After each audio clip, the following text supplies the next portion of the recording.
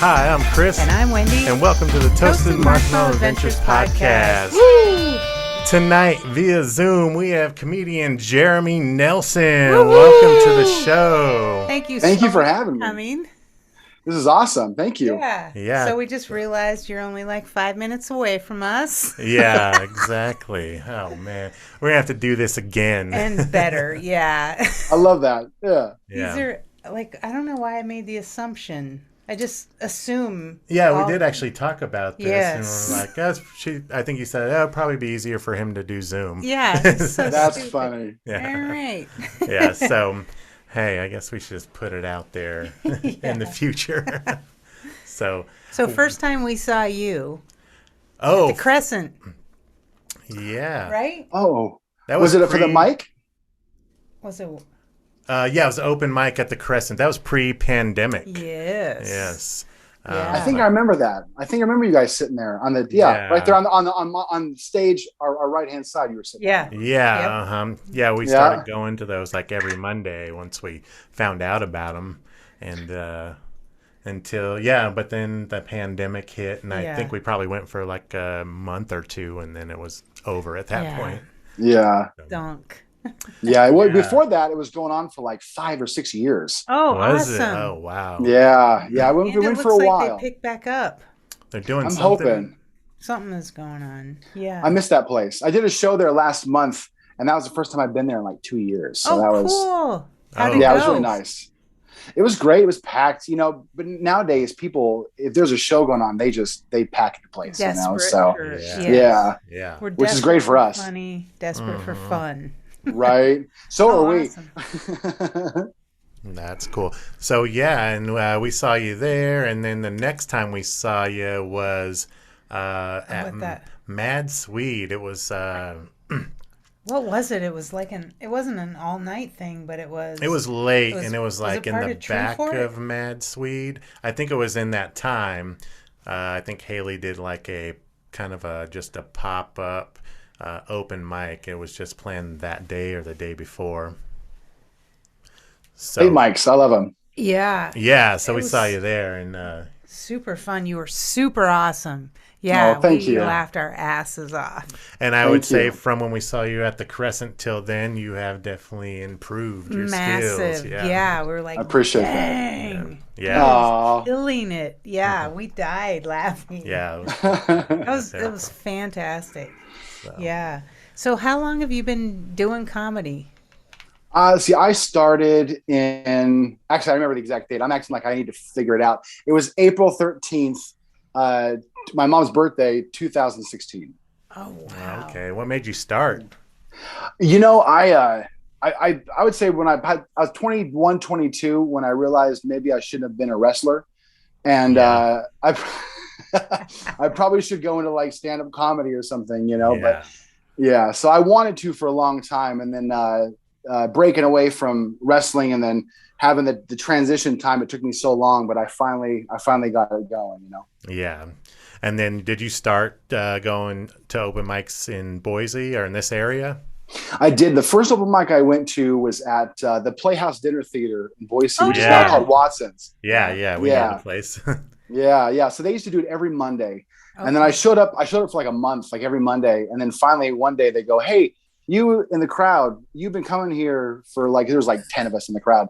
Like, you've been coming here every week. Are you going to start comedy? And I was like, I want to. And they just told me, get up on stage. And so I got up on stage, and, I was embarrassed for a while because I had nothing to say, but it was my first time getting up. So wow. Oh, awesome. So you had nothing prepared when you first went up, or did you have jokes, or? Maybe a couple jokes. I didn't do them. What I do is I write stories and I try to make them funny. Yeah. And so for 3 minutes, I was like, so let me tell you about this one time. And then I got the light and I was like, so wow. Yeah. It was just getting up there, the first, it's pulling the Band-Aid off, just get up there, and do it. So how shaky are you your first time? Like, my hands shake when I'm public speaking. Sometimes I only inhale, I never exhale. So was it like that for you, or are you comfortable? already? Yeah, I'm comfortable. I've always been comfortable being in front of people. Growing up, I was in high school bands, and when I was real young, I did lots of dance recitals and stuff. And so, and then with wrestling and stuff, I've always been used to like being in front of people. Right. Mhm. But when it was like be funny, that's when like I forgot to breathe on stage, and then all of a sudden you're like you can't catch your breath, and you're like trying to talk, and you're like, oh God, yeah. Oh man.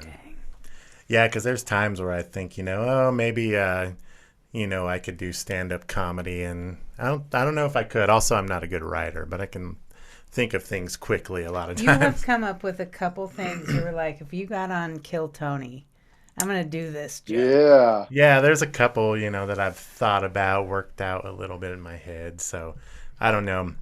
That's the first step. Yeah. That's the first step. Yeah, writing is I wouldn't even call myself a good writer either. I try to write jokes, and I can write jokes, but I'm more of a let me take you on this story ride kind of guy.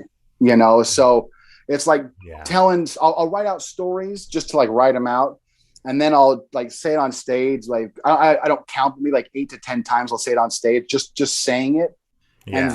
And then after that, I'll because I record everything, I'll listen to it, and then I'll be like, okay, here are the beats, and then from there you can start to make jokes about the beats, and then all of a sudden you have an 8-minute, really funny story. Yeah. Yeah. So you actually listen to your stuff, because I listen to podcasts all day, and all the big guys are like re-record all the time, but they don't listen to their stuff. Yeah, so I'm bad at that sometimes. It depends. Like if I know I sucked, I go, I know I sucked. I don't need to listen to that again. Yeah. Even though sometimes I still will, just because I'm a glutton for punishment sometimes. But when I do well, I definitely listen to it afterwards. But that's the funny thing is when you do well, or when you think you've done well, and then you're because I drive from Boise usually all the way to Nampa, and that is a rough drive sometimes when you're like, oh, I'm gonna listen to this set I just did. I'm so happy about it, and then you listen to it, and the whole time you're like, oh my God, oh, I can't believe they laughed at that, Yeah. But. Oh, geez. Yeah. It's funny because like when we do clips for the podcast, I can't stand my voice. Me and either. We just got our first ever like super bad YouTube comment on my cackle when we were interviewing Sam Tripoli. Yeah. Oh. Because I laughed through the whole thing, and I was like, yeah, it's super annoying. I get it. Yeah. But he was funny. Sam Tripoli's great. And he's such a nice guy. We couldn't believe it. Yeah. Yeah. Definitely changed my I liked him, but I didn't know if he was going to be crazy, cool or a dick or whatever, but he was a great guy. Yeah. That's always a nice surprise. Yeah, really. Exactly. Yeah. But I totally get the not wanting to hear your own stuff thing. Yeah. My voice, it doesn't even sound like me when I listen to it. I'm like, ooh, what? I'm like, God, you're so annoying, man. Like, Yes. Yeah. Yeah. But yeah. So were you part of a podcast with Casey Rocket? I wasn't part of it. That was him and a friend of his that actually moved here with him from Atlanta, but I was on it a couple times. Oh, okay. That's what I thought. Gotcha. Yeah. That was the half-hour power hour? The Grimace half-hour power. Yes. Yeah. Okay. I've been really watching how he's succeeding on Instagram. Casey is flourishing. He met Red Band. That's one step away from Rogan. Mm-hmm. Yeah, he and he opened up for Tony Hinchcliffe. I mean, it's. Oh, I didn't know that. Yeah, he's doing so well up there. And I message him. I try to message him once a week, and he'll let me know what's going on and stuff. And I'm super stoked and proud and all that good stuff for him. That's amazing. Yeah. We messaged him about getting him on the podcast via Zoom, like when he first got there. Yeah. And at that time, he wasn't doing well. Well, and he was like, I'm living in my car. Yeah. Like, send me a message on night I have like a motel room. So it looks like he's doing way better than that I hope now. so. He is. That's awesome. And we saw him, I think, same night at the Crescent. Oh, yeah, at the Crescent. Yeah, that's where we... that was our first experience. So yeah, Casey Rocket. So he's great. Yeah, what a good kid. Yeah. So, do we want to talk mushrooms? Because we saw your set one night. Let's do it. mad sweet, and it was mushroom heavy. Well, actually, you know what's holding up my phone right now is a mushroom. Oh, nice. Sheesh. Okay, So are on brand. you a mushroom connoisseur? How many times have you done mushrooms? Holy shit. Really? You know, yeah, since I was 21, I got into them. The first time I took them, I was actually, the first time I took them, I was like 19, and I took like a stem and nothing worked, obviously. Right. Mm-hmm. And then when somebody told me, no, take it all, like if you buy an eighth, take it all. And I took it, and it changed my life, Well, yeah.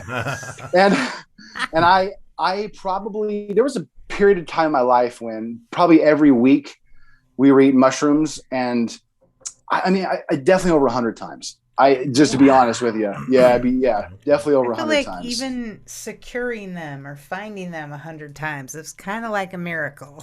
Right. Well, at that You time got a I was guy. in my early 20s, right?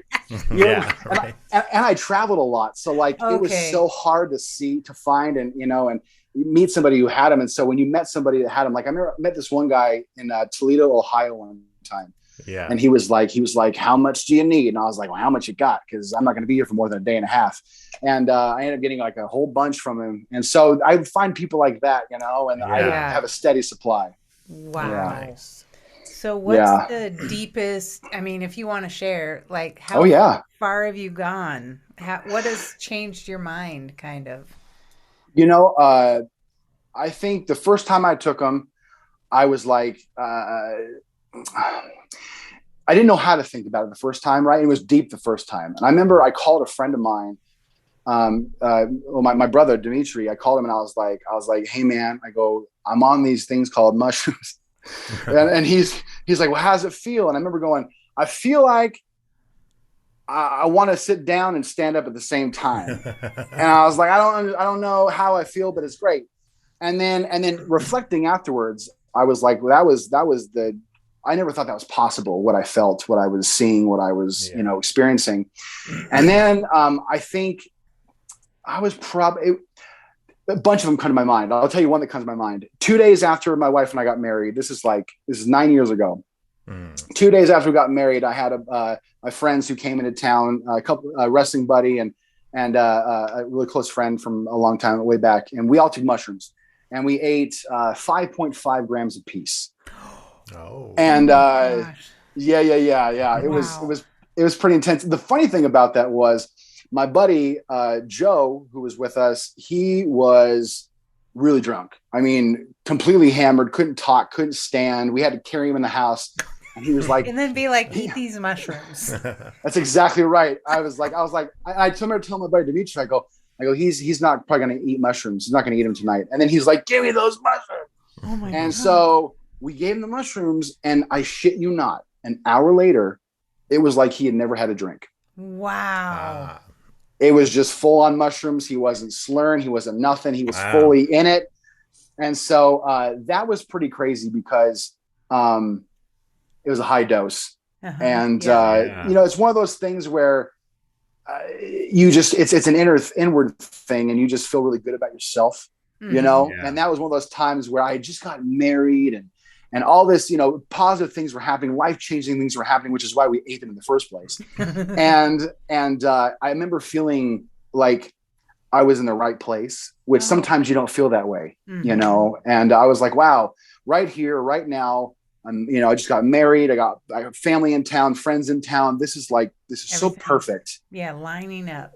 Yeah. There was no like the come up was hard, but it wasn't like so hard where I was like, what did I do? But it was so positive. The whole thing was so positive. Wow. Yeah. I used to eat mushrooms a lot and go and watch the movies at the movie theaters. That was probably, if you want to talk about crazy, like that was, I was on a date one time. Oh no. I was right before I met my wife. I had just moved to Kentucky. I was still wrestling at the time, and I just moved to Kentucky. And I met this girl downtown, Louisville, and she was like, "You want to go on a date sometime?" I was like, "Sure." And I didn't know that this particular day that she was going to call me and want to asked me if I wanted to go see a movie or go on a date. So she calls me, and we had already eaten the eighth of mushrooms. And she's like, hey, do you want to go out tonight? You want to hang out? And I was like, well, Sketchy. I go, yeah, I don't know about tonight, but I said, I already got tickets to go see a movie. And she goes, oh, a movie. She's like, that would be fun. And I was like, son of a bitch, oh, and so of course, because I was insecure and I was like, I don't know when this is going to happen again. I was like, sure, come on, come, and she goes, I'll come pick you up. And I was like, good. Yeah. And so she came and picked me up. My buddy Dimitri and his girl had already gone to the movie. And so he already ate them too. They already left. And so she picks me up. We get to the theater, and it's already like, I'm feeling everything already. Wow. And we get in the movie theater. Now this is the opening night of the movie Angels and Demons with Tom Hanks. Yeah. Right. And so the theater is packed, and the only seating available now is the very front row. Very front row. So I'm on this date, and I don't know I know I'm on a date, but I don't. Other than that, I'm just existing, and I'm trying to act normal, and like but I'm you putting don't even know what normal is anymore, really. No, I thought normal meant putting my leg on my other leg and then doing one of these things. Like I thought that was normal. And yeah, I had to get up and go to the bathroom at one point. I'm probably sure I was gone for half an hour. Oh God. And I don't know how I made it back to the right theater. Because exactly. It was opening night, so like 6 theaters said Angels and Demons, and I was like, well, I don't even know. And so that was a very deep time right there. That was yeah. I never told her. Yeah. So you sat through the whole rest of the movie. Yep. Mushrooms and. Yep. And then afterwards, she's like, "Do you want to get some food?" And I was like, no. I'm not the least bit hungry, And and then she's like, "I'll take you back to your apartment." Now in my head, I was like, "Thank God," And on the way back to my apartment, she had to like drive me around to show me where she grew up, and show me where her grandma's house was. And I'm like, and I don't even. First of all, I just moved to Kentucky. Right. I don't know anybody. I don't know my area. I just met this person, and here I am in this car. Yeah. I don't know how long we've been in this car. I don't know. You know what I mean? Yeah. And I'm like, what the fuck is going on right now? I'm gonna end up in Alabama. Yeah. So that was pretty nuts. Yeah. Oh, whoa. That's yeah. One of many. One of many. One of many. Oh my God. Have you ever ended up on stage on mushrooms? Yes. Did you see the Theo Von one? That's crazy. When he's like, the lights are like warm. Yeah. He can't even do his set. He's like, are we all vibing? Yeah. Yeah, I ate a half an eighth one time and went to the Crescent and won the pot. So I was like, oh, nice. Cool. This is, I don't think this will happen again, but, Do you ever microdose? I've tried, but for me, microdosing mushrooms is hard because and I'm sure everyone's like this, but I gain my tolerance so easily. Oh yeah. That it's like, well, one day I'll take a half a gram or a quarter of a gram, and then I'll do the same thing the next day, and I'm like, so I'll do the half, and I just keep upping it. And then one day I'm in the car and I'm like, You're right. I don't know what I'm doing. So I would love to, but I think I need to know better how to, Yeah. Because everybody's talking about it. Microdosing mushrooms. Yeah. Or LSD. Yeah. Yeah. And like doing it as like a therapeutic type of thing, So, as opposed to just getting high. Right. I mean, everyone likes that here and there. Who doesn't want to get fucking deep high? Come on now. Like, I used to always say, like, if I eat mushrooms, I'm going in. I can't just stand by the front door. Yeah, exactly. Right. Have you ever would you ever consider like a DMT situation? I tried that once. How was Um, that? I've only heard so about it on Rogan. I was like, oh my God. it Terrifying was or probably the most terrifying experience I've ever had. Really? that's what I thought. You know, and it was crazy because I took more than I should have, of course, because I think I'm some sort of fucking expert. Right. And you know, because I've been living a psychonaut life for so long now, you know, and especially that time it'd been so long that I'm like, you know, no, I can handle, and I've, you know, done my research and all these kinds of things. And then I did it, and it was like, as soon as I did it, it was so overwhelmingly powerful. And I remember the whole time it like myself telling myself, it was like, oh, you wanted to show, oh, you thought, okay, you thought you were this up here and you wanted to see everything. Here it is. And I couldn't even compute what was going on. I remember I kept telling myself, you're wasting it, because I couldn't like hold together any thoughts. I would open my eyes, close my eyes. It was the same thing, you know. So you never, And like they talk about seeing people, certain people in certain colors. And so you were just no, tripping out inside your own mind. yeah, it was absolutely terrifying. And Wow. How I long did remember that last? probably 7 to 10 minutes. Oh. And I remember laying down on my back, and you know, people talk about this kinds of stuff, and they're like, I was out of my body and I did this and that. I'm not shitting you. I remember laying on my back, and my hands were on my chest, but I could also feel my hands were out like this. Weird. And I remember like I could feel like it was, you know, like when you put magnets together and you can feel it's like trying to like get back, you know what I mean? It was like that. Like I could feel this hand, and then you know, whatever was up here that my hand out of my body was trying to like connect, but then it would separate and then connect and separate. And it was fucking terrifying. Yeah. Did you have people with you? Yeah, I had two people with me. Yeah. And actually I think that may have been what also maybe like kind of trip out a little bit, because I heard one of them go, is he okay? Holy shit, is he okay? Holy shit, is he okay? And I remember thinking like, holy shit, am I okay? You know, of course. And so, you know, but it was good. I'd do it again. That's what I was going to ask. Would you do it again? I would. It's been like 5 years. Wow. But I'd do it again for sure. What's for that sure. one I want to try? Oh, I want to try ayahuasca. Have you tried that?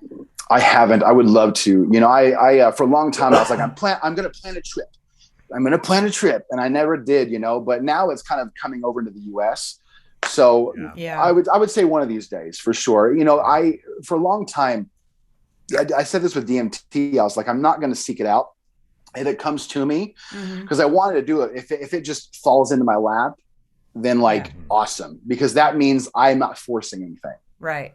You know, so. Well, that's a cool way to think of it. Yeah. I'm going to put that out there. Yeah. If ayahuasca just falls in my lap, maybe I'll do it. Yeah. Yep. So now when you do mushrooms, do you do it to get high, or do you do it to get introspective, or a little both? A little bit of both. Okay. A little bit of both. You know, I've gone through so many different phases with it. You know, like I remember this is a little over 10 years ago when I discovered meditation and all these types of things, you know, and I was like, okay, cool. So I'm going to eat mushrooms, and I would do this all by myself. I'd eat mushrooms by myself, and I like a high dose, and I would sit in, you know, what they call lotus position and all this stuff. And I would have my eyes closed or have a blindfold on for 6 hours, you know, and I would just try to figure out God, you know what I mean? Like I would try to figure it out. And that was, you know, and it's gone through phases. And then, you know, I got to the point to where, like I have up here, I have a Tibetan singing bowl, and I got into like pure tones and all these things, and they're great. And I think that if you like psychedelics, you should probably experiment with all that types of stuff, because it does do certain things to you while you're on the trip. Oh, cool. But to be honest with you, I might come full circle, because now I'm to the point to where when I eat them, I want to get high for sure, but I like to get so into it that it makes me introspective without, like, I don't have to try. I'm just like, yep, I'm thinking about shit, you know? And, yeah. I like to do it with people as well. You know, like I said, for a while I did it by myself, and now I'm back into like group, you know, sessions. Oh, cool. And so, yeah.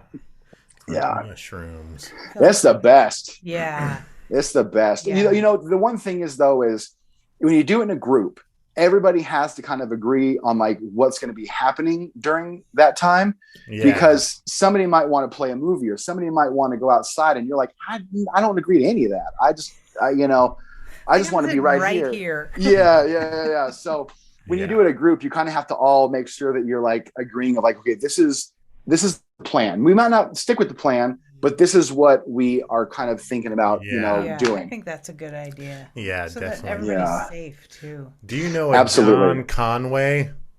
I do, John. Oh yes, he commented, said, "Looking good, Jeremy." Oh, I've known John since I was born. Really? Yeah. His daughter and me grew up real good. They're family. I say real good friends. They're family. Yeah. John's known me for a long time. Yeah. Cool. Oh, wow. Love you, John. Jen Chastain.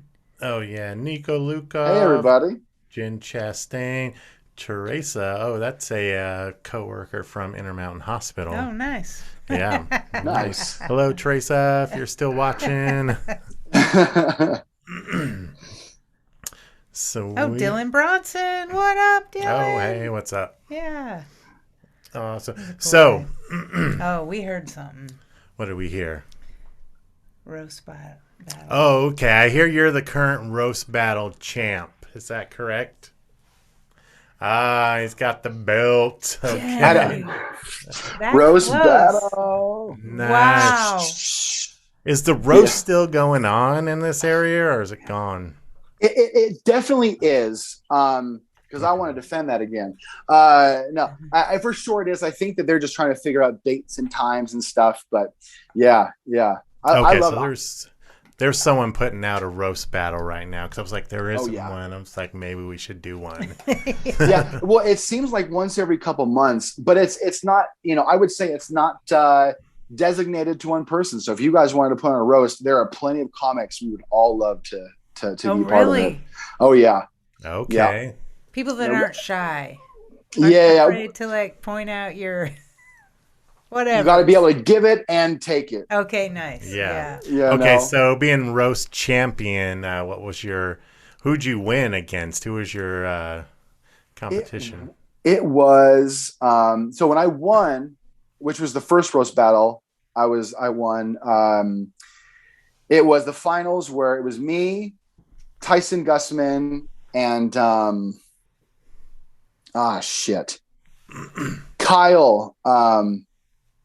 Kyle Holbrook.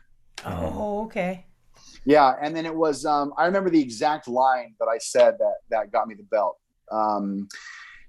Tyson said something about I can't remember his exact roast, but he said something about how I was a wrestler and I like to do mushrooms and all these types of things. And he's like, honestly, I'd be afraid of what you'd tell my nephews, or what, something like that. And I remember I took the mic and I said, Tyson Gussman, I said, you're afraid of what I'd say to your nephews? You're a youth pastor. I'd be afraid of what you do to them. And then, and then it was, that was that. I remember that. Retaining it this last time, I don't remember exactly I had to look at my notes, but yeah, it was fun too. But that first one, that was pretty fun. So going in, do you know who you're going up against, and how long do you know? Well, so if you are, so it's different. If you are the champion, you are just in the finals. So when before I won, they would get to you like 3 hours before, 5 hours before the show, and they'd say who you'd be roasting. Okay. So then you'd have to sit down and try to write these roasts in a very short amount of time. But the second one that I went to when I was defending the belt, I didn't know who I was going to have to roast because I didn't know who was going to be in the finals. So I sat there at the bar at Mad Swede and just wrote roast for everybody as they were up on stage. Oh, nice. And then, yeah, it was a good exercise, you know, and that's how I did it that time. Wow. Yeah. Oh, nice. Yeah. Yeah. It's all fun and games though, right? When it's all over? Fun and games. Okay. Yeah. Everybody's cool. Oh yeah. Yeah. Okay. It's one of those things Ross where says you only roast the ones you love. Yes, sir. Yes, sir. Nice. Yeah, it's super fun. It's super fun. Okay. And I'm really mean inside, you know? Like I'm super mean inside. Yeah, I could and tell, so yeah. so when it's No. For reals. No. For reals. I can be super mean, but I just don't say it. I like to be this is what I actually enjoy being. Right. But I'm very frustrated inside. So you have you know what I to mean? get out. I have stuff to get out. And so when they're like, you can just be mean and it's all fun and games, I'm like, let's fucking do this. You know? It's on. Yeah. You're like, finally. I have no middle. Either I'm the nicest guy you've ever met, or it's like, holy shit, Jeremy, calm down. You know? So oh gosh. Jeez. So let's talk about the shuttle. Oh. Yeah, is that still happening? You know, it hasn't happened for a couple years. I still, in my head, it's still going on. I'm Okay. still, you know what I mean? But Yeah. what happened was, living on Nampa. Podcast. Yeah. Yeah. It was hard to get people to Nampa, you know, as you guys know. It was hard to get. And it was always like I had Fridays off the time for my day job. And so I'd say, oh, Friday at noon, come on, you know, and people would work and so it got kind of hard to get people to come. And so I was like, okay, maybe I'll do a solo for just a little while. And then that never happened. And then the pandemic happened and I was like, oh, I'll do Zoom. And that never happened. And, you know, and here we are. So I really want to, like, you know, I every now and again, I'll work towards it. Like I would like to get to a point to where I could be, it's called monetized. I'm not really good with that verbiage, but would be awesome. I would love that. But I would use actual songs for the intro, like you know, copyrighted songs. And so I'll spend like maybe a half hour every week in GarageBand trying to fucking, you know, make my own song or something. And so I still work towards it. But I think what happened was the first like 20, I think it was like 17 or 20 episodes was like, okay, this is, you're just trying it. And then it's almost like when you buy your first house and you're like, oh, now I know what I want in the house. Oh, now I know what I want. First one they'd let me buy. Yeah, exactly. So I feel like that with my podcast. It's like, okay, now I think I understand how I want to do this now. So now I just need to like start it back up again. You know? Yeah, definitely. Yeah. So what is what's your setup you're working with? I'm into like setups and mics and all that, you know. Yeah. So I have, and of course this part of the room I'm about to show you is a complete fucking mess, but I have all my stuff. So I have my soundboard right there. Yep. Okay. I've got 3 mics. They're toner mics. And so I'll pull it's really blurry. I'll pull my art table out and then people will sit where I'm sitting and I'll sit on the other side and we just do it that way. So, nice. Yeah. Cool. Well, you got to start it back up. Yeah. I mean, being podcasters. Yeah. I know. And I love conversation. So it's like, it's totally up my bag, you know, and I love doing, so I definitely need to start it back up again.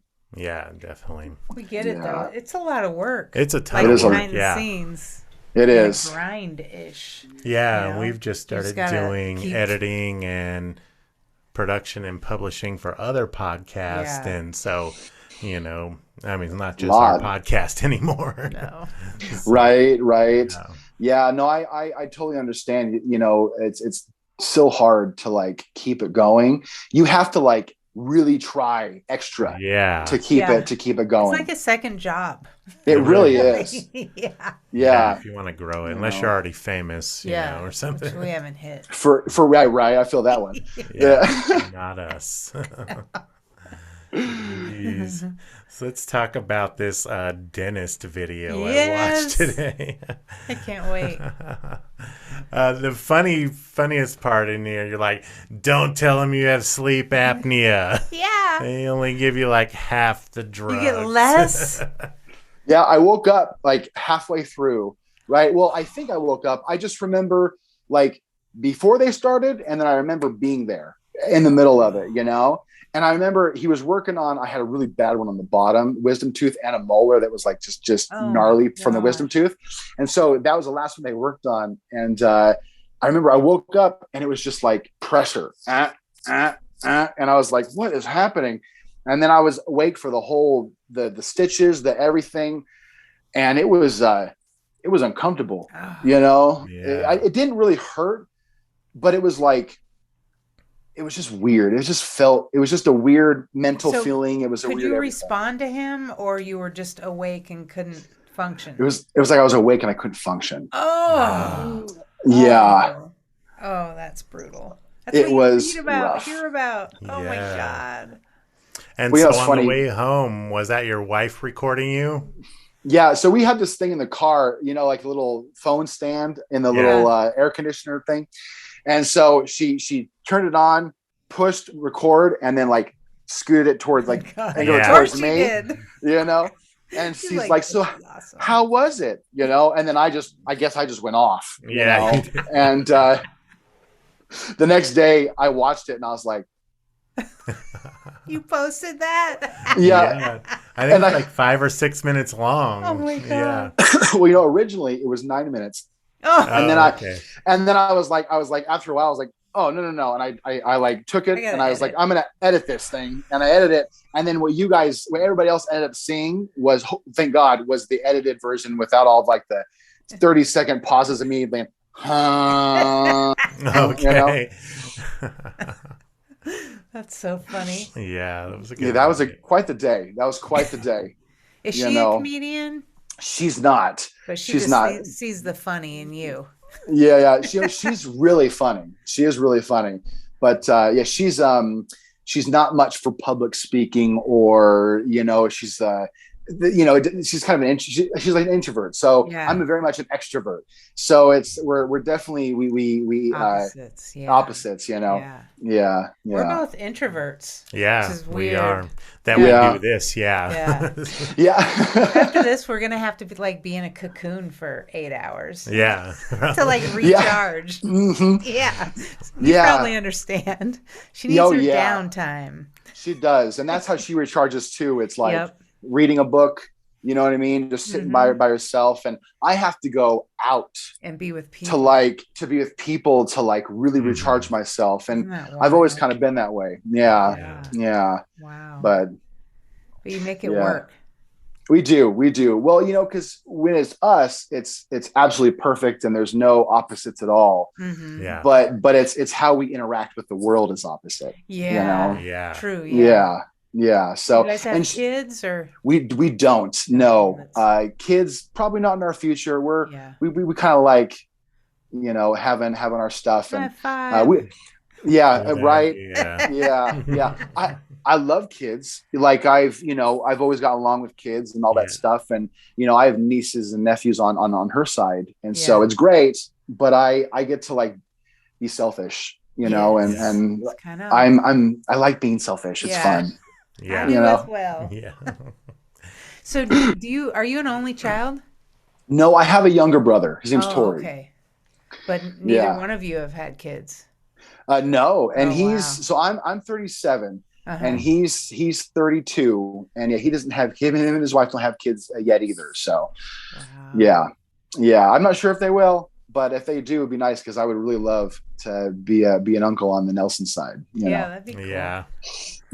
Yeah. So tell us a bit about your wrestling career. Yeah. Pro wrestling. Yeah. That's So crazy. I grew up in Boise, Yeah. in the 90s. Mhm. And I was a music kid. I was in high school. Whoopsie daisy. I was in high school band and all this stuff, right?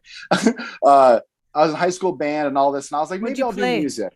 I was a percussionist. Oh, okay. So I was auxiliary percussion in concert band, and I was snare drum in marching band. Nice. Trombone. Not nice. Yeah, bandos unite. Yeah. And so I was like, maybe I'll do music. I grew up bowling. My dad was a pro bowler. Oh, wow. He owned the pro shop at which it's called Emerald Lanes now, but it was called Uh-huh. Strike Zone when I was a kid. Yeah. And so I was like, maybe I'll bowl, or I'll do that. Because I always wanted, school was not in my future. So I was like, maybe I'll find something that I'll be a professional at or something. And I've been obsessed with pro wrestling since I was 5 years old. A buddy of mine in high school was also obsessed. His name is Cody Crow. And big up Cody if he listens to this. And we were talking in class when we were in biology class. And he was a year older than I was. And he goes, when I graduate, I found this school in California, in Southern California, that is a at the time, WWF training school. And he goes, I'm going to go there and I'm going to be a pro wrestler. And I was like, you could do that? Sign me up. You can. I've always thought it was like nepotism or like, you know what I mean? Exactly, or like, or they had to get you from the Atlanta Falcons or something, and find you somewhere. Yeah. And so I was like, you can just go and pay money and they'll train you. And he goes, yeah. And so he went a year before me. And then when I graduated high school, I didn't turn 18 until that August. So I graduated at 17, turned 18 in August. And like a week later, I moved to Orange County. From here. From Boise. here. Wow. Yeah. And to go to pro wrestling school? To go to the pro wrestling school. And because that was the key for me, was I didn't want to go to, because after I found you could just do that, I was like, and this is before Google, I think I was like Ask Jeeves or something, and I was pro wrestling schools, and there was a lot of like wrestlers who had made it back in the day and all these things, and they had schools like on the side of their house or whatever. And I remember thinking, that's great. But if I'm going to like leave my home and I'm going to try this, I go, what's the best of the best? And then I found it was called Ultimate Pro Wrestling, and it was a WWF contracted school at the time. So the scouts were there. They were constantly looking at you. And so that's when I moved there, and then trained there for about 3 years. And then, wrestled in California and Arizona, you live on Mexico. your own when you train there, or you're living at their facility? You live on your own. Okay, I remember this. You did at the Crescent. You talked about this, and your set there, your living arrangements while you were in wrestling camp. Yeah. It was. You know what? I moved. In like 2 years, I moved 9 times. Oh my God. So it was like, I would live with this wrestler and I lived with that wrestler. And at one point, one of my best friends, Tommy, I lived with him at his parents' house. You know what I mean? Like, that's super bad. Yeah. So it was one of those things where you're like, you are nothing. And then then you're something. And now you can like not live with your friend's parents, and stuff like that. So it was one of those. And I was there I was in California for 3.5 years. And then I moved, the school was not around anymore and it was time to move on. And so I moved to Detroit, Michigan, downtown Detroit. Wow. I had a wrestling friend there, Mosi, who lived there, and he's like, just come live with me. And I went and stayed with him and his wife and their kid. And I lived there for about a year. Got to do awesome things wrestling. We went to Chicago all the time, and Detroit's a really big wrestling fan as pro wrestler. Yeah. Wow. And you were getting paid? Oh yeah. I mean, wow. $50 here and there, and still. The biggest paid I ever got was I was on an episode of Monday Night Raw in 2005. As a security guard, and they paid me $500 cash, and I was like, "What the fuck?" Awesome. I was like, "I have never made this." Yeah, I was like, "I'm gonna go." Nobody has. Yeah, it was crazy. So that was probably the best. But usually you get about $50, $20, $100 if you're lucky, and So yeah. Gotcha. It was great. So you weren't you weren't on what was it like? I haven't watched wrestling in so long, but you weren't basically on TV. You were doing like the smaller gigs. Yeah, they call it the independent circuit. Okay. So, and it's, to be honest with you guys, it's exactly like comedy. It's exactly like comedy. Really? Like because comedy. Like comedy. Because I could like, let's say Liquid was still around, or there's a comedy club here, right? I could do the comedy club and headline. Well, at some point in my career, further down the road, I would headline a comedy club, and you're like, wow, I made it. I'm the headliner for the weekend. They're paying me $1,500. This is great. Yeah. Mm-hmm. You know, and then I lost my train of thought. Oh yeah. And so the independent circuit, there we go. The independent circuit is the same way, where the open mics are like these little shows, and like, you know, you do shows at Mad Sweet or shows at whatever bar or brewery you go to. That's like the independent shows for like pro wrestling. And then one day someone's like, I'm going to pay you a lot of money to do, you know, to be our guy. And then, so it's kind of the same thing. You tour, you travel around and do little bars, and same with wrestling. I used to wrestle in bars, you know, all these kinds of things. So it's kind of very, very similar. Wow. And every now and again, if you knew the right people and WWE was in town, wherever you're at, if they were in town that week for Raw or SmackDown, you would try to get a hold of them and be like, hi, you know, call somebody and be like, do you guys need any, they call it extra talent? You know what I mean? And they'd say yes or no. And like, I remember one time I was home visiting, I was in Boise visiting family. It was in the summertime, and WWE came into town. This is like 05, 06. And they came into town for what they call a house show. So if you don't watch wrestling on TV, they still travel the rest of the week to all these other towns, and they have house shows untelevised. Yeah. And they were doing a house show, and there's a wrestler named Tommy Dreamer, and he had given me his number a long time before that, like a couple years before that. And he's like, if wherever you're at, just give me a call and we'll see if we can get you some work. And I was like, cool. And I remember I called him and I was like, hi, is this Tommy Dreamer? And he's like, yeah. And I go, hi, my name's Jeremy Nelson. You gave me this number and said if you ever needed, it's like, if you ever need any extra talent, I'm here. And he's like, for what? Wait, what? No. And I'm like, it's for Boise, Idaho this week. And he's like, oh, dude, we don't need extra talent for Boise, Idaho. And then he hung up, and I was like, that was so scary, you know? And so, it's wrestling is, it's changed a lot, but it's a very secretive type of, like, maybe not now, but it was very secretive when I was in it. So if somebody called you and you know who they were, you're like, you know, they just, so it was a very awkward conversation. Wow. Yeah. But it was fun.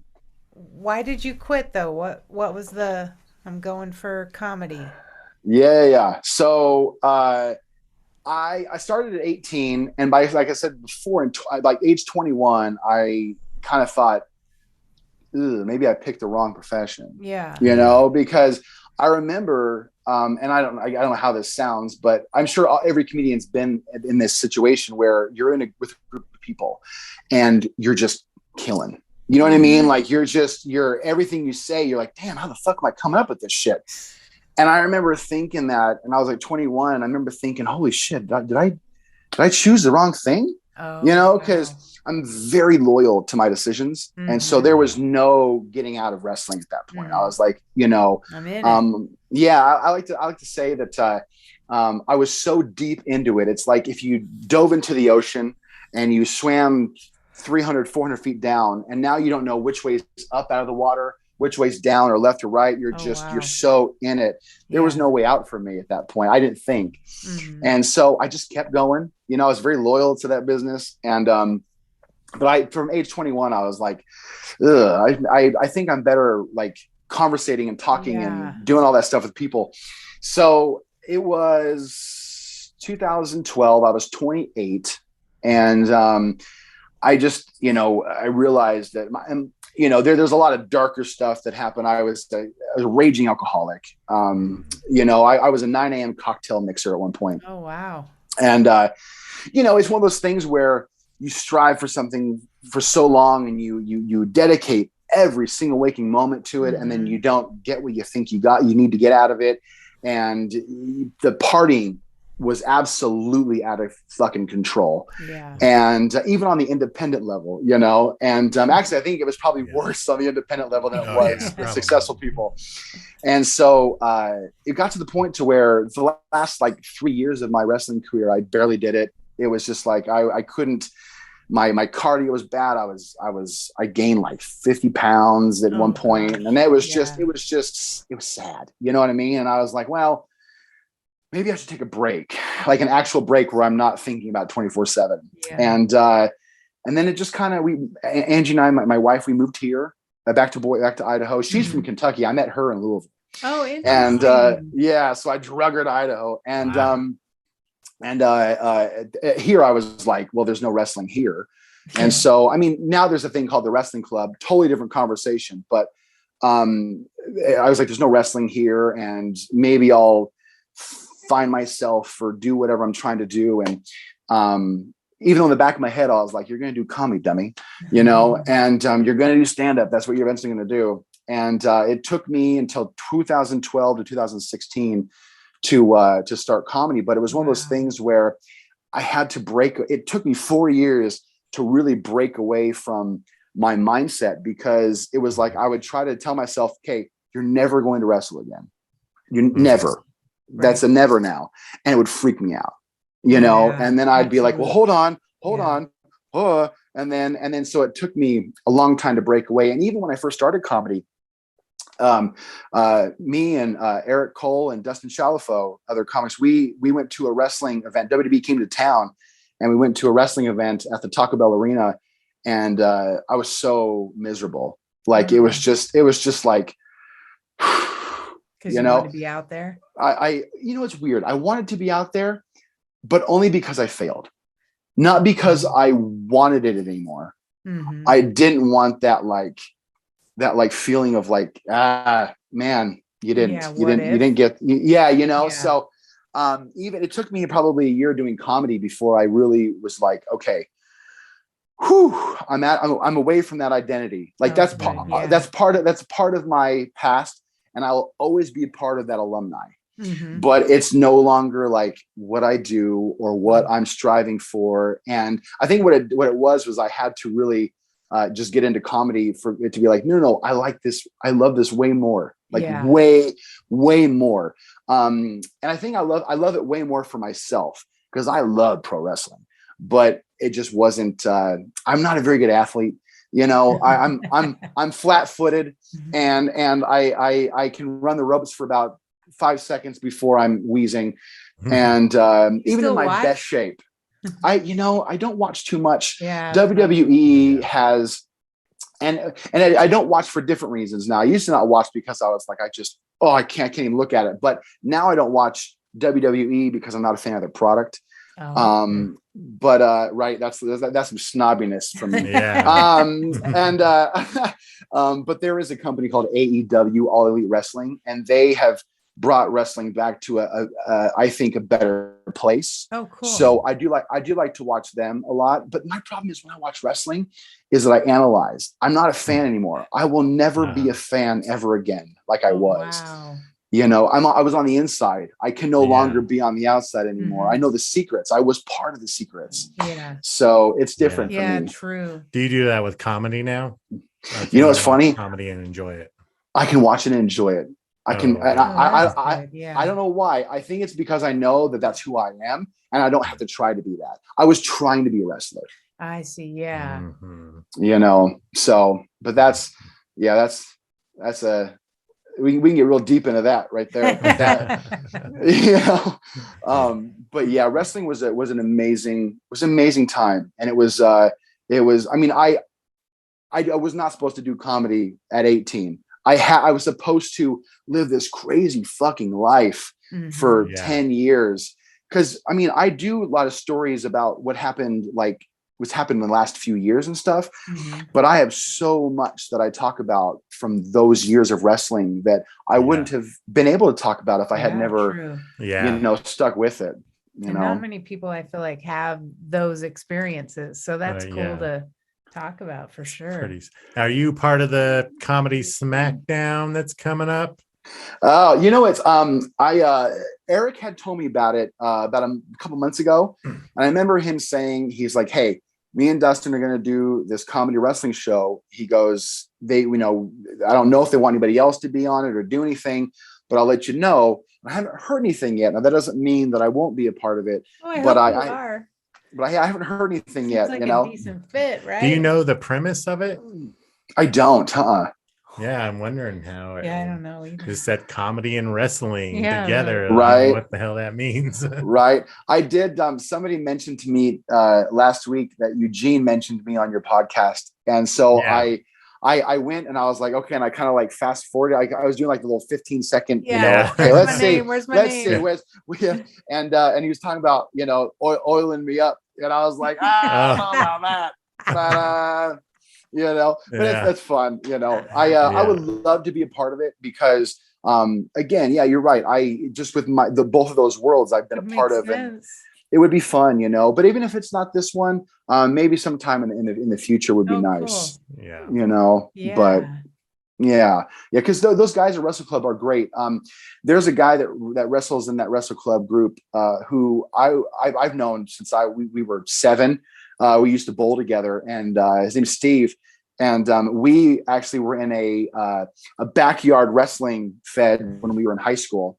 Yeah. And that's what started us thinking that we could actually do this whole wrestling thing was when I was in high school, my buddy Cody, his dad had passed away when he was younger. And so he had this money that he saved up, and he went out and bought all the stuff to make a ring, to build a ring. Oh, cool. And so in our friend Dusty and Donnie's house, we had this wrestling ring in their yard, and we would do public access shows every Friday. Oh, wow.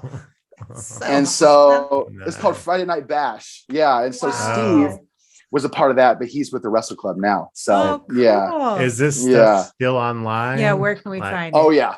Yeah, it's because we're talking this was 99, 2000. Oh, we gotta see it. Okay. Is it on YouTube or but it's on YouTube. Yeah. Friday Night Bash. I'll send you the links. Okay. I know where they're at. Okay. And we're like 16, 17 years old. You know what I mean? And, I can't wait. Yeah. That sounds Dustin hilarious. Shalafo was our commentator. Who's that? Dustin Shalafo, the comedian, the I don't know if you guys maybe you haven't met Dustin yet. Dustin Shalafo has been doing stand-up comedy since like 2011, I think. Mm-hmm. He is absolutely He's local, and he is fucking hilarious. And he's one of those on the fly kind of guys too. Yeah. So I mean, he kills it every time. But we go back. He was our commentator, and so there's a lot. Boise's back then was it's still small, but it was very small back then, and so yeah. So cool. I can't wait to see it. Yeah, we're gonna look. Sounds hilarious. It was pretty fun. Yeah, good times. So, do you have any shows coming up here in the near future? I don't have anything in the next couple of weeks. I've been taking some time off. Since it was the last week of October, it's been a little rough for me. I was in the hospital for 7 days. The last week of October into the first week of November, I had pancreatitis. Oh, geez. And so I was there, and then I got better for like a month, and then they wanted to take my gallbladder out. So 3 weeks ago, they took my gallbladder out. Oh my God. And actually 4 days after my wisdom teeth were taken out, they took my gallbladder. So it's been a rough couple months. Yeah. So luckily though, the end of last month, I got a run of I had 3 feature set shows within a week, and I was like, okay, cool. We'll condense them, and then I got to take another month off, for my surgeries. So I don't have anything planned for this month. Hopefully, maybe the 29th at that Wrestle show. Yeah. So, how are you feeling after all that? So good, and extremely blessed because it was so rough coming out of the hospital. I didn't realize 7 days in the hospital would take 2 months to recover from. Yeah, for sure. I was I was in for 25 days back in 2019. Yeah. He came back like a shell of a human. Yeah. He was like hunched over, all skinny. I was frail Yeah, when I came out of the hospital. It just sucks your life. Yeah. You lose so much weight, man. Like I'm 60 pounds down from what I was in October. Wow. Oh, wow. Yeah. I was like 350, and now I'm like 295-ish, Wow. Yeah. So I feel you, man. And actually, I don't even feel you because that you were there 3 times as long as I was. I can't even imagine, man. Like that's some serious shit staying in the hospital. It was crazy. Yeah. I almost died in that time. And I feel you, man. When you ask them, you're like, when can I go home? And they go, I don't know. Exactly. Yeah. We're waiting And on you. And you're like, yeah. And you're like, well, what do I need to do? And you go, Yeah. you can't do shit. Yeah. Yeah. It's all up to your insides, man. Yeah. That's so true. You heard that a lot. What? Yeah. When are we going home? It's up to you. Like, Yeah, we're I don't waiting on even know you. if I even asked that. I just knew I was fucked up and Yeah. gonna be there for a while. Yeah, man. Yeah. Fuck, man. I hated that shit. And I've been going back every couple weeks for whatever, because like then they're like, okay, well now, because they told me they go when I was in the hospital, they go, do you know that you have sleep apnea? And I was like, yeah. And they go, have you ever done a sleep study? I'm like, no. And so all these things that they had set up for me while I was in the hospital for these last couple of months, I had to keep going back to the hospital for these like sleep studies and blah, blah, blah, blahs. And I actually got a sleep study. I got a sleep study coming up. Do ya? You could do it at home though. Yeah, that's what I did. I'm gonna do I did mine 2 nights ago, actually. You have to. They strap this thing to your chest. And then they have a thing that looks just like this, but it goes up your nose and for your breathing. So you got the thing like looks at your chest for your breathing. It like detects that. And then the thing detects your breathing through your nose. And then they have a thing that plugs into it as well that goes for your pulse for your finger. Yeah. And I just sat there, or laid there all night, and it was, but you got to do it, I guess, Did you sleep at all? I barely slept because I wanted to give them my worst. And so I slept on my back and I woke up, I think 6 or 7 times that I remember, and because they'll give you a piece of paper. They'll like, tell us how many times you woke up that night. And I was like 6. I wrote 6 and beyond. That's what I wrote. Interesting. Because I'm like, do you know how many times for real yet? Mm-mm. Oh, that's going to be interesting. So you haven't found out yet if you like have to have like a CPAP or anything like or a that? BiPAP or they haven't told me yet. They said it's going to take maybe a week or so. And then they're going to let me know what's going on. But it's so funny. I told my wife, I told Angie, I go, well, I'm going to have one or the other because you can't be as severe as I am and like them not recognize that I need something. I need something, because when I first got with Angie, when we first got together, it was 13 years ago now, I remember she goes, like the first night she slept over, she goes, you don't breathe when you sleep, right? Oh God. And I was like, what? And she's like, yeah, you stop breathing. Oh God. And this is 13 years ago. Yeah. So I'm overdue. Sure she's ecstatic that you have done this. Yeah. No longer does she have to sleep with earplugs, Hoping you breathe again. Yeah. Or stay awake, hoping that she can help me from not dying. Wow. I hear there's something new out. Now I used to work at Intermountain Hospital, so I was around doctors and PAs and NPs all the time. And there's some alternative to the CPAP now, some type of surgery they can do Holy shit. where you may not have to have a CPAP. Yeah. And I don't know the relations of it. Yeah. That could be cool. Sam, I'll be honest with you though. No more surgeries from me. Unless they're like, yo, this is death, and I'm like, oh yeah, let's do this thing. But for right now I'm done with hospitals. I couldn't do that anymore. So I'm ready to be healthy again, and because it's been 10 years since I wrestled, and so in this 10 years I can't even like describe to you how unhealthy I've been and how much damage I've done to my body through food. Because I don't drink alcohol, but I quit in 2012, but I eat food like it's never gonna be around again.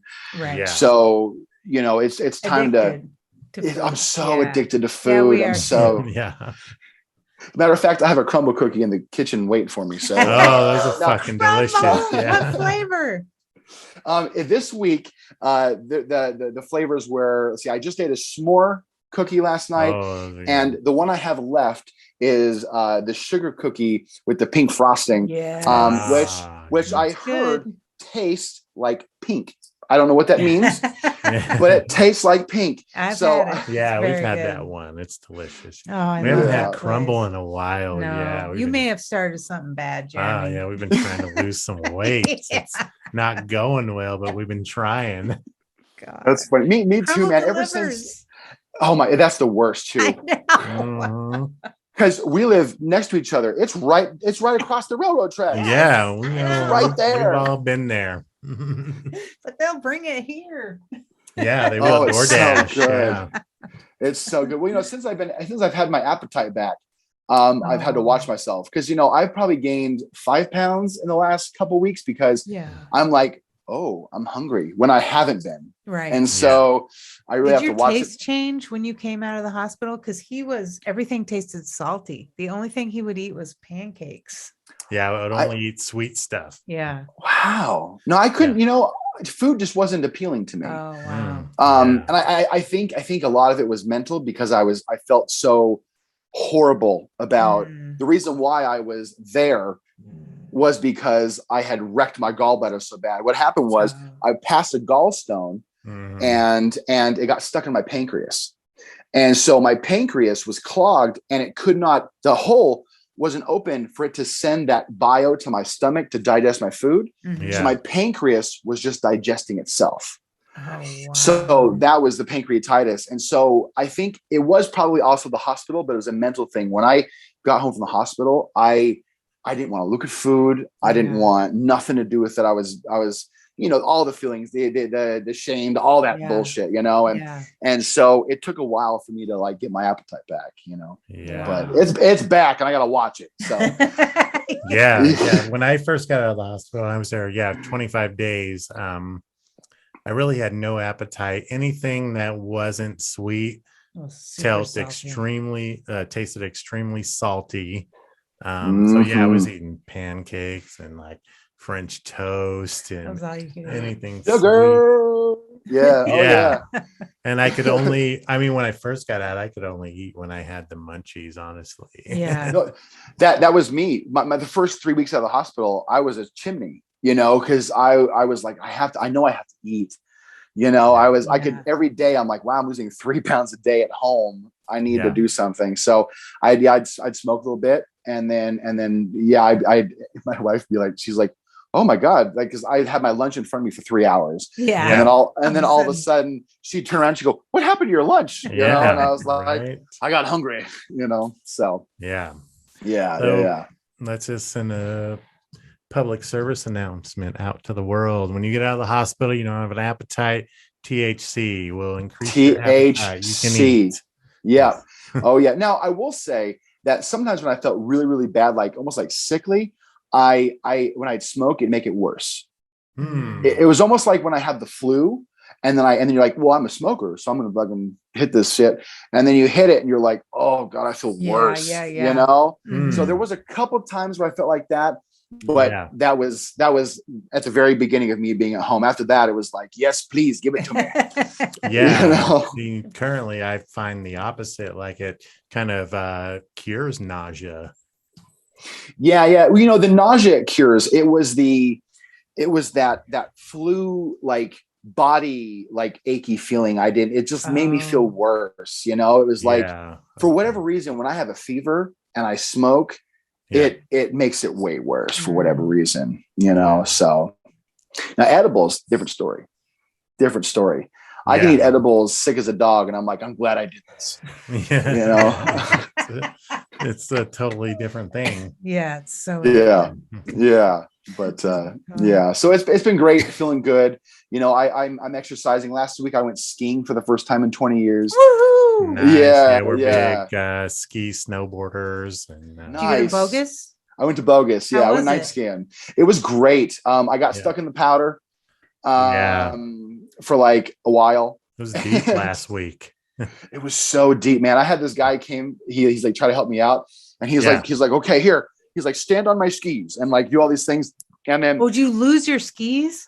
I lost my skis. Oh God, that's awful. Y'all, I tumbled. I was and then trying to put them on in powder is, oh my God. Yeah. And I remember he helped me for I don't know, 20 minutes. And then I never asked him. I was like, brother, thank you so much. They go, what's your name? And he goes, Jeremy. And I was like, no shit. And so it was like instant, like, what's up, man? We're cool. Oh, so, yeah, cool. Yeah, it was really nice. But that was great. I bought a recumbent bike, so I've been doing, trying to get into that. And I have here's one of them. I have like a little resistant band set that I've been doing. So I'm trying to slowly get back into it because I don't want to be like wrestling shape buff or any of that kinds of stuff. But damn, it'd be nice to feel good again. So I'm trying to really healthy. I'm trying to use that horrible experience I had as like, okay, that was my rock bottom. That was definitely my rock bottom, So it's going to inspire you. It has completely inspired me. Awesome. Before that, I would have told you at one point, oh my God, I'm eating healthy right now. It's so good. And I'm just fucking bullshitting you. You know what I mean? Because I did it one time. Yeah. Right. And that was 2 weeks ago. And I'm still claiming it, Yeah. And so, but no, now it's a whole different ball game. And that's cool. Yeah. So it's been really positive. Out of it, I feel like. Yeah. So do you plan on going skiing more this season? No. You done with skiing? I'm not in the shape for it. It was so hard on my thighs and my hammies, my ass was the whole area was just rough. It's still rough. This whole area. Yeah, that whole area down there was just rough. And I don't get me wrong, I loved it. I grew up from the age of 9 to 17. I was a huge snowboarder. And so I grew up that way, but I need to get in better shape, I think, if I'm going to start going out to the slope because it was so much fun. Get a hold of us. Yeah, we go all Absolutely. the time. So we're going to Brundage this weekend. And Riley Hoy wants to ski with us. I love Riley. Dylan Bronson just wants to come for the fun of it. Yeah. Nice. So we're like, this would be fun. Yeah, so definitely. Next season for sure. Next season, absolutely. Okay, awesome. Yeah, let's make it happen. Yeah. It was fun. Yeah. And we're all about like, if it's not fun, we're not doing it. So we've been to giant hills where it's totally fogged in. We've been lost. Like, let's just stay down here where it's all powder. We can just like make flips or, you know what I mean? Fall. Yeah. It's not terrible. We'll help each other. Yeah. Because Chris is a snowboarder and he sometimes just rolls through things. Yeah, I've been there. I mean, snowboarding, the hard. Oh yeah, the falls are a little bit harder. Wait, that's why I skied last week. I was like, I'm not gonna try to snowboard right now because my body is broken. It is broken. He was thinking as a snowboarder who skied before, he thought, I'm just going to try it this one time. Remember that? Skiing? Yes, at Brundage. That was horrible. It was terrible. He was like, I think I can do this. Of course I got can. some fat powder skis that I rented. He's like snow plowing. I'm like, I was dude, I'll fucking kill this shit. Oh, that's awesome. It was horrible. Man. Yeah. Just pine it all the way down. Yeah. I think my legs are burning. I think by the end of the day we were like in a fight something. Yeah, for sure we were. It was horrible. Oh, that's great. Oh man. Well, thank you so much for doing this podcast from 5 thank you for having me. minutes away. Yeah, I know, right? Next time you're going to be sitting here. Yeah, I'm down. Oh, good. I'm down. Cool. Yeah. You let me know, and I'll be there. This was a really fun time. Thank you guys so much. Awesome. Thank you so much. Let's do our outro. All right. We'll get out. I'm signing out. I'm signing off. I'm Chris Adams. I'm Wendy Mosher. # Get Toasted. Stay toasted, and thank you so much, Jeremy, for being Woohoo! on tonight. Jeremy Nelson. Thanks, guys.